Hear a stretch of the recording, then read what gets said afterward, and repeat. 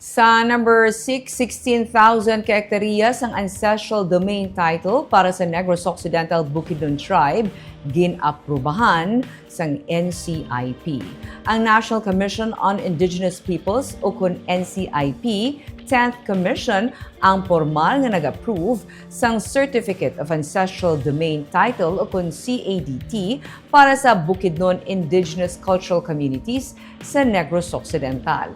Ini matapos ang 25 katuig nga legal process. Ang desisyon ang na-finalize ang NCIP and bank session sa Mayo 27. Sa NCIP page, nakasaad nga ini ang ginapamunuan ni NCIP Secretary kag Chairperson Nancy Catamco.